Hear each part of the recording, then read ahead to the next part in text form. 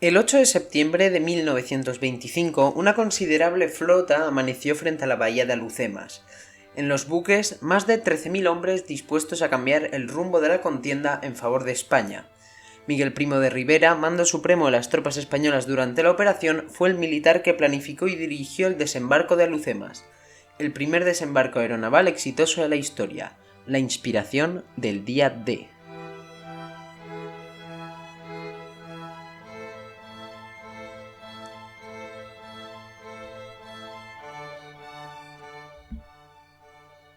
En el año 1912, España adquirió tras unas negociaciones con Francia la región del Rif, una zona montañosa situada en la franja norte de Marruecos, habitada por kabilas bereberes, que no tardaron en dar problemas a los españoles. La situación escaló muy rápidamente. De unos pequeños conflictos mineros cerca de Melilla se pasó a una guerra abierta con gran parte de la población de la zona. La guerra del Rif estalló finalmente en 1911 tras pequeñas pero constantes escaladas de tensión. La guerra fue transcurriendo sin grandes operaciones hasta que ocurrió el desastre de Anual. El 22 de julio de 1921 se produce el desastre de Anual, que por cierto este año se cumple el centenario de la batalla y haré un podcast hablando del acontecimiento en específico. Fue una derrota en la que, al mando del general Manuel Fernández Silvestre, 12.000 españoles fueron masacrados en Anual. Abdelkrim, caudillo de los rifeños, que era como se llamaba su líder, logró asestar un duro golpe al rey, pero un golpe todavía más duro para el ejército, ya que tras vencer en Anual dejaba Melilla desguarnecida frente a los rifeños. Para evitar la toma de Melilla, un grupo de legionarios comandados por el joven coronel Franco acudió en socorro de los melillenses realizando 100 kilómetros de marcha a pie en un solo día. Esta sangría provocó una inestabilidad bastante importante en el país hasta el punto que finalmente Miguel Primo de Rivera en 1923 dio un golpe de estado y con el visto bueno del rey se hizo con el control del país. Miguel era de las personas que pensaban que España no tenía nada que hacer en el protectorado y él, además a título personal, defendía la desocupación. Proponía quizás el quedarse con algunas plazas en la costa mediterránea, al estilo de Ceuta y Melilla, pero nada más. Por cierto, tengo un podcast que os dejo en la descripción en la cual se habla de las plazas de soberanía, los territorios en el Mediterráneo que a día de hoy pertenecen a España. Bien, los españoles desde Anual estaban llevando la guerra en solitario, y cada vez se les hacía más cuesta arriba. Aparte, tanto la población como el gobierno estaban hartos de la guerra. Primo de Rivera se quería ir del Rif, con lo cual no entendía muy bien el por qué se gastaban tantos millones de pesetas y se sacrificaban tantos miles de hombres por un territorio que realmente no tenía ningún valor. A esto habría que sumarle el hecho de que te podías librar de la guerra si pagabas una especie de cuota, una especie de impuesto. ¿El resultado? Pues que todos, si no todos, la inmensa mayoría que iban a morir en los calurosos desfiladeros africanos eran jóvenes generalmente pobres.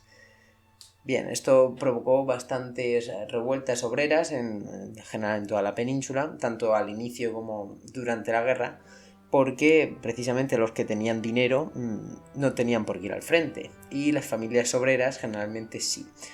Decir que si te está gustando el programa agradecería mucho tu like o tu comentario para ayudar a posicionar el vídeo, ya que aunque es una pequeña acción, eso a mí me ayuda mucho. Bien, tras la derrota en Anual se constituyó la República del Rif. La victoria había sido tal sobre el ejército español que se creó incluso un nuevo estado, por supuesto con Abdelkrim a la cabeza, que tenía la capital en Axdir y un ejército bastante voluminoso, 80.000 soldados y 200 cañones, además de multitud de ametralladoras y fusiles modernos y demás material militar que había sido capturado a los españoles en Anual.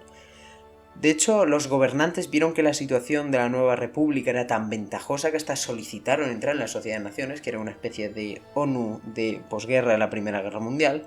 Sin embargo, esta por supuesto rechazó la propuesta, pero aún así sirve para ver hasta qué punto estaban los rifeños convencidos de su victoria, que hasta pensaban que el resto de países les iban a ayudar. Primo de Rivera intentó negociar la paz, pero vio que era imposible. O derrotaban a Abdelkrim o los españoles tendrían que abandonar el Rif. Pero no solo el Rif, porque él, como ya hemos comentado, incluso lo veía conveniente, tendrían que abandonar Ceuta y Melilla. Y a eso sí que no estaba dispuesto. Ese exceso de confianza a los rifeños finalmente les salió caro, ya que, tan envalentonados que estaban, decidieron no mantener la guerra con España o aumentar la intensidad del conflicto, sino atacar Francia.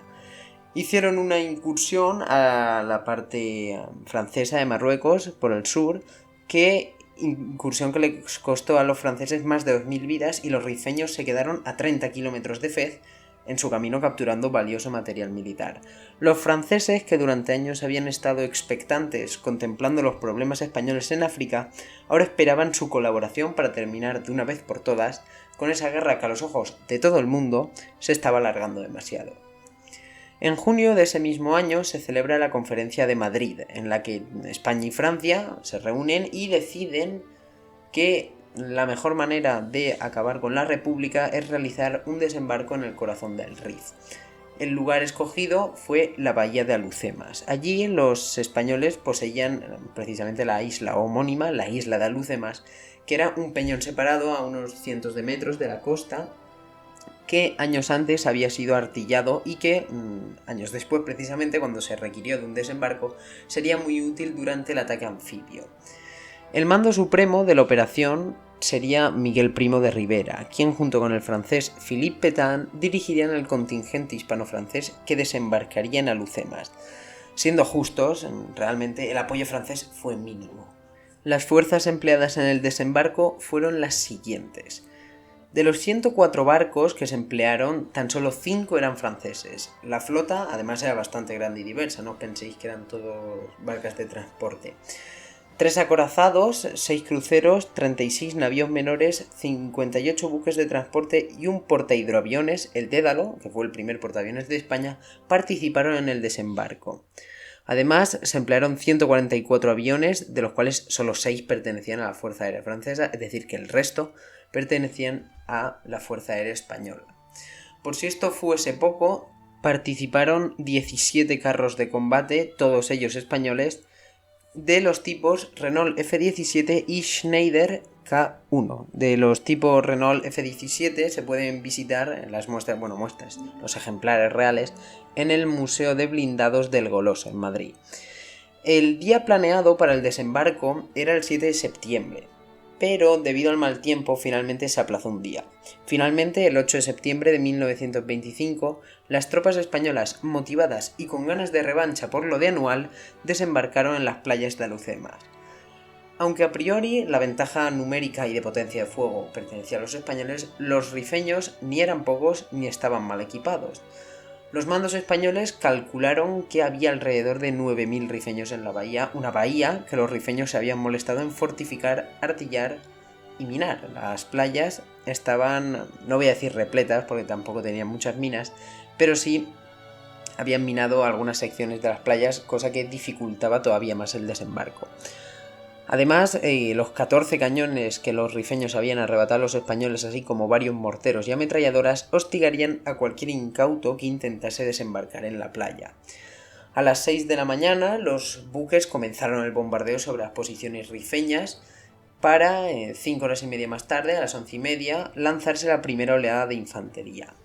Los españoles iban en barcazas británicas tipo K, exactamente las mismas que habían visto fracasar a los británicos en Galípoli, que por cierto, el podcast ya lo tengo preparado, serían las que 10 años después verían vencer a los españoles en Alhucemas. Además, lo de que eran las mismas no lo digo de manera retórica, es que literalmente eran las mismas.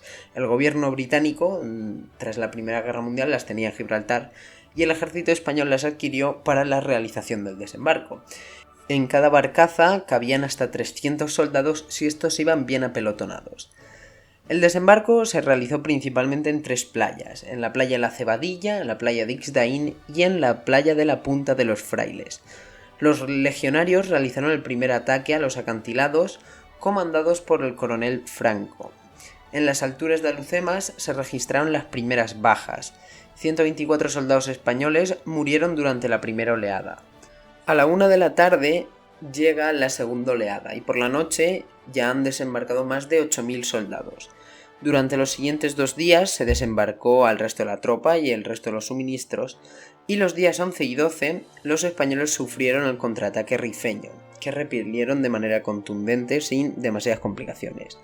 Para el 23 de septiembre, las fuerzas españolas comienzan a expandirse por el territorio rifeño, y los españoles ya no son 8.000, sino que ya son 20.000, los que había en Alhucemas y sus alrededores.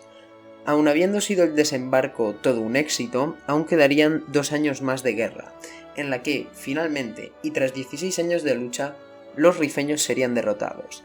Alrededor de 200 españoles y más de 700 rifeños fallecerían durante el desembarco de Alhucemas.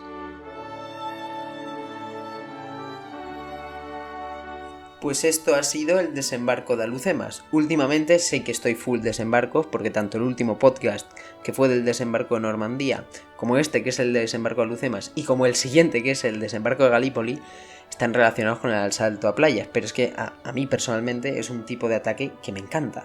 Y ya que la historia nos ha dado buenos desembarcos, pues en fin, qué menos que comentarlo. Como siempre, si os ha gustado el programa, podéis, y os agradecería que le dierais like y que comentaseis vuestra opinión en la caja de comentarios. Por mi parte, eso es todo. Nos vemos en el siguiente vídeo.